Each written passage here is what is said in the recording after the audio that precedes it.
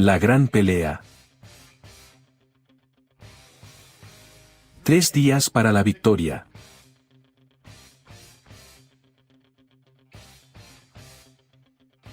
Esta es una de las mejores enseñanzas que he escuchado. Es muy alentador. Y verás la cruz de una manera nueva. Una forma en la que nunca antes habías pensado. Y sobre todo, obtendrás una mejor comprensión de la victoria que obtuvo Jesús. La enseñanza comienza con un ejemplo de jugar al ajedrez contra un maestro de ajedrez. Imagina que estás jugando contra el campeón del mundo, y durante el juego, el campeón del mundo pierde tontamente su alfil. Te dices a ti mismo, Yu hizo un movimiento realmente estúpido. Luego, más adelante en el juego, el campeón del mundo pierde tontamente su castillo o torre. Y tú dices, Yu, otra jugada estúpida.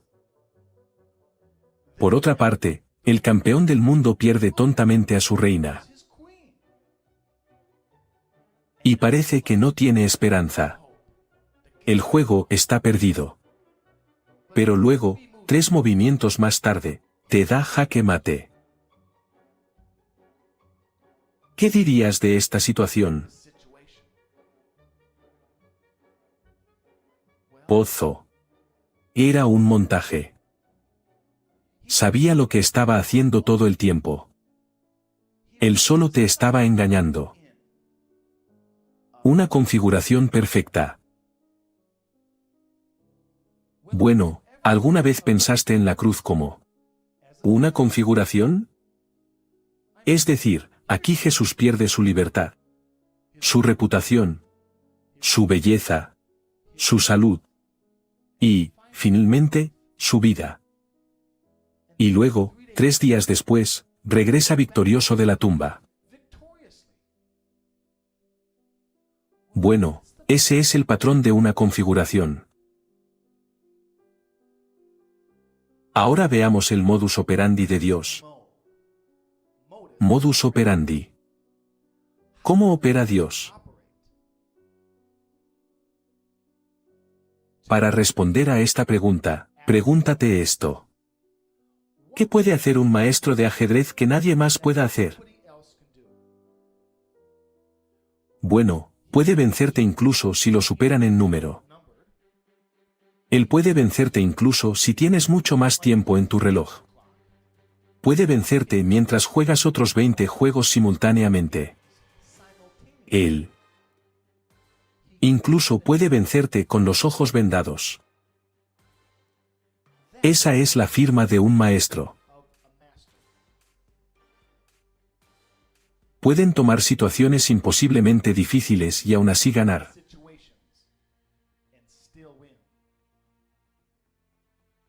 Y vemos el mismo patrón en las Escrituras. Dios toma las situaciones más imposibles y, aún así obtiene una victoria. En la historia de David contra Goliat, ¿quién era más fuerte? ¿Quién era más grande? ¿Quién era mayor? ¿Quién tenía más experiencia? ¿Quién tenía mejores armas?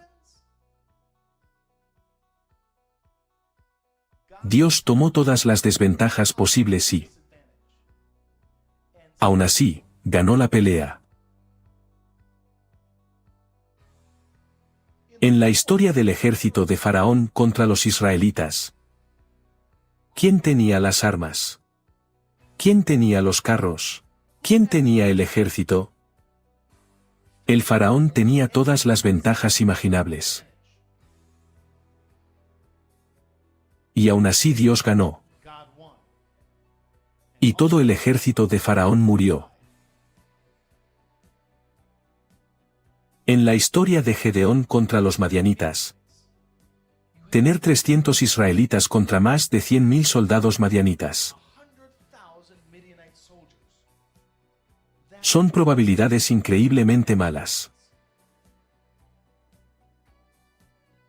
Y con todo en contra, Dios todavía gana la victoria. A Dios le encantan las situaciones imposibles en las que todo está en su contra. Y en el último momento, cuando las cosas se ven más sombrías, los más desesperados, Dios le da la vuelta a la tortilla y gana una victoria. Y estos ejemplos son solo pequeñas batallas que apuntan a la grande. De hecho, gran parte del Antiguo Testamento apunta a esta futura victoria gloriosa en la cruz.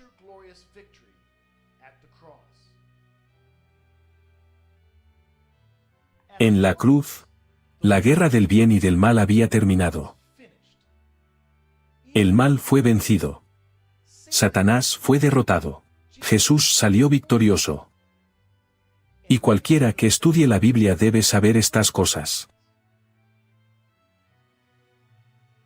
En la cruz, ¿quién fue golpeado y desfigurado? ¿A quién desnudaron? ¿Quién fue humillado y burlado? ¿Quién fue atormentado? ¿Quién fue silenciado, atado, encerrado y sufrió? Fue Jesús. Bueno, sí lo era. Pero ahora vas a descubrir que no fue el único.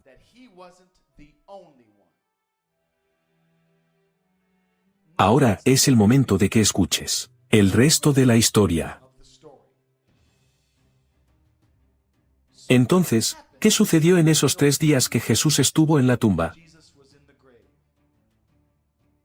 ¿Cómo pudo una masacre tan horrible convertirse en una victoria tan gloriosa? ¿Cómo derrotó Jesús a Satanás?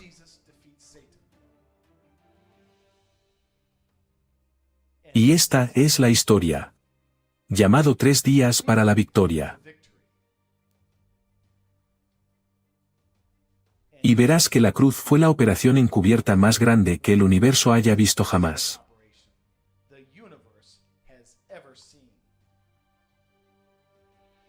¿Qué nos dice la Biblia acerca de esos 3 días que Jesús estuvo en la tumba? Bueno, en Efesios 4, 9, nos enseña que descendió a las regiones terrenales inferiores. De la historia del hombre rico y Lázaro, aprendemos que en las regiones terrestres inferiores, allí estaba Hades, un lugar de fuego, y el paraíso, también conocido como el seno de Abraham. Y sabemos que hay algún tipo de proximidad entre estos dos lugares, porque Abraham y el hombre rico podían verse y hablar entre sí. También sabemos que existe algún tipo de abismo entre estos dos lugares, para que nadie pueda cruzar jamás.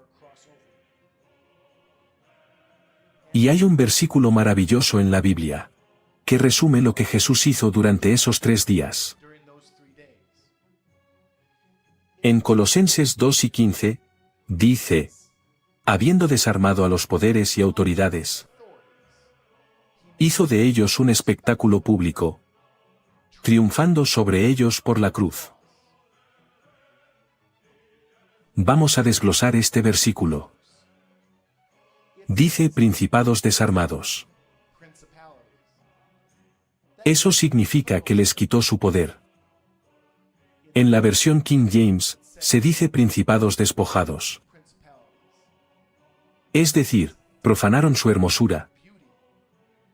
No solo uno, pero de muchos.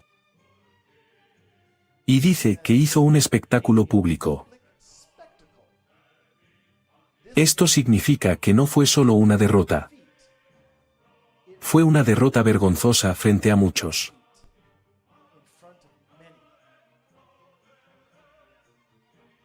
También tenemos una visión profética de lo que Jesús hizo mientras estaba en la tumba, por el sueño de Nabucodonosor.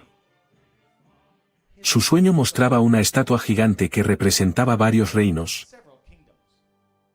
y una roca que representara a Jesús. Ven y golpea la estatua y destrúyela instantáneamente. no es un desmoronamiento lento, sino una destrucción instantánea. Así que sabemos que cuando Jesús derrota a los reinos de Satanás, va a ser rápido y completo. Ahora el resto de la historia. Los pequeños detalles de cómo Jesús derrotó a Satanás mientras estaba en las regiones terrenales inferiores son dados por revelación. Así que puedes elegir creerlo o no. Es tu elección. Esta asombrosa revelación que estás a punto de escuchar es consistente con el modelo de las Escrituras, y respaldado por varios versículos.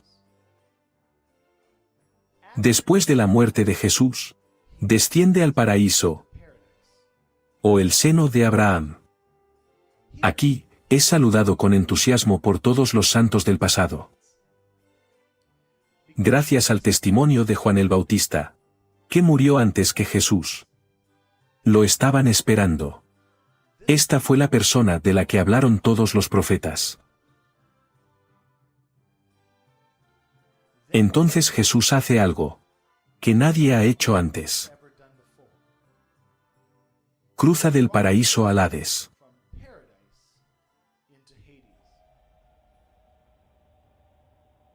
Cuando Jesús aparece en el Hades, el dominio de Satanás, no está diciendo ni haciendo nada.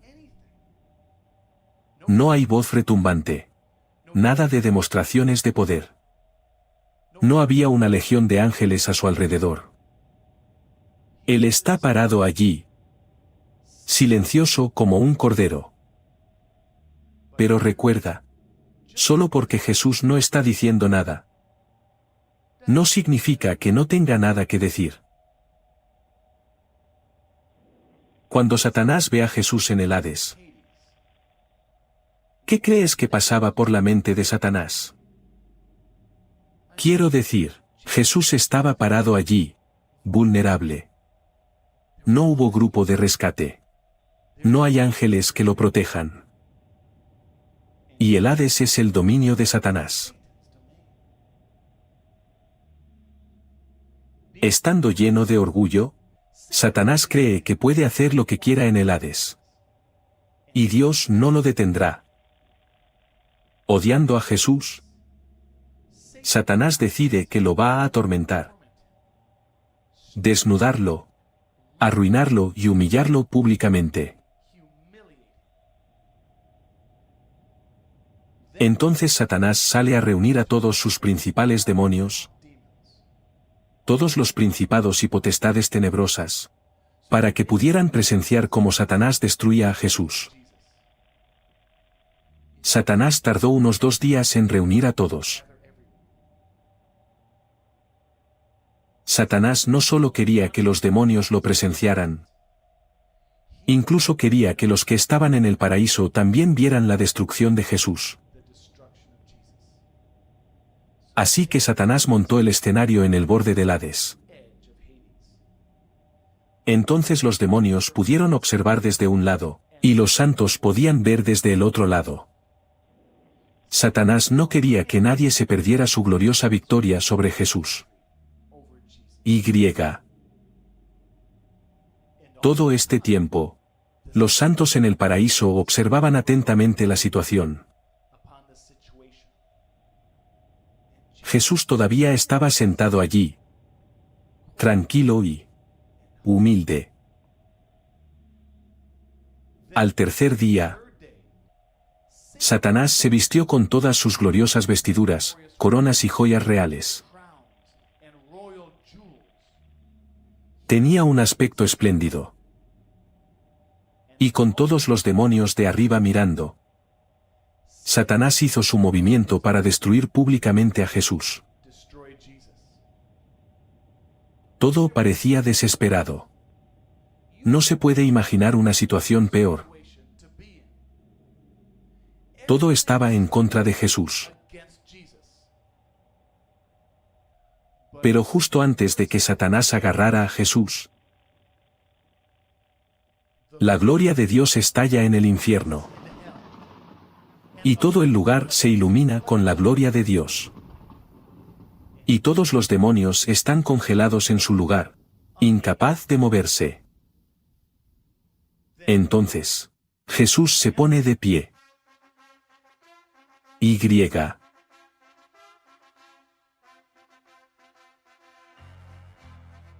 tiene la sonrisa más grande en su rostro. ¿Te lo puedes imaginar? Ha estado esperando este momento durante mucho tiempo. En este momento, todos los santos en el paraíso comienzan a gritar, saltar y gritar. Porque todos saben lo que viene. Entonces Jesús se acerca a los demonios. Y gracias a Satanás, todos los demonios están reunidos y perfectamente alineados con túnicas. Jesús no tiene que correr detrás de nadie.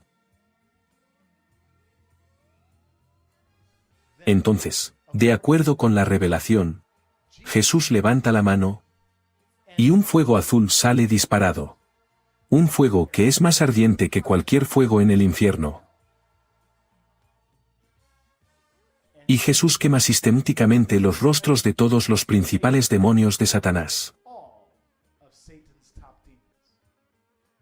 Sus rostros se derriten en el intenso fuego. Su belleza está arruinada para siempre. Y son incapaces de revertirlo. Entonces Jesús se acerca a Satanás, que normalmente es el rey del terror. Pero ahora está aterrorizado por el miedo. Horrorizado, Satanás fue testigo de cómo todos sus súbditos se derretían. Y ahora le toca a él. Jesús despoja a Satanás de toda su belleza. Todas sus túnicas, todas sus coronas, todas sus joyas.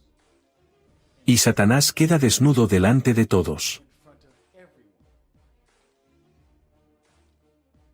En Ezequiel 28, aprendemos que el cuerpo de Satanás estaba bellamente cubierto de joyas preciosas. Bueno, Jesús se despojó de cada uno de ellos. Ahora, usted podría haber pensado en Jesús como esta persona gentil que nunca pelea. Y que fue golpeado por los romanos. Pero Jesús puede dar una paliza. Tan bien como puede tomarlo. Y en las Escrituras, le llaman guerrero. Y ese día, Jesús le dio una paliza a Satanás. En la tierra, Jesús recibió una paliza romana. Pero en el infierno, Jesús le dio a Satanás una paliza celestial. Satanás experimentó toda la fuerza del león de Judá.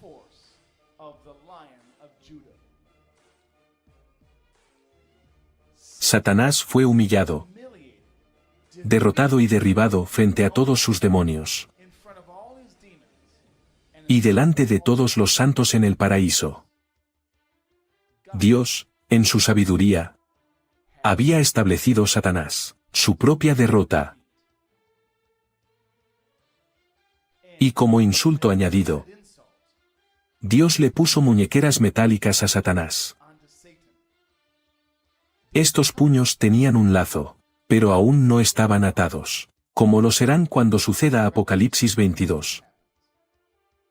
Y estos puños, que no se puede quitar, será un recordatorio constante para Satanás, que algún día estará completamente atado a ellos.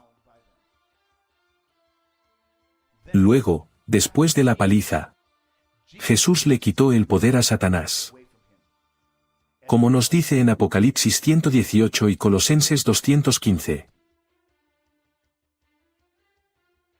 Y después de la humillante paliza y derrota de Satanás, Jesús cruza de nuevo al paraíso y saca a los santos de allí y hasta la tierra, y luego en el reino de Dios.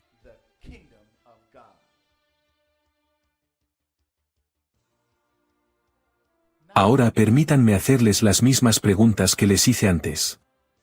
Y vea si tiene una respuesta diferente.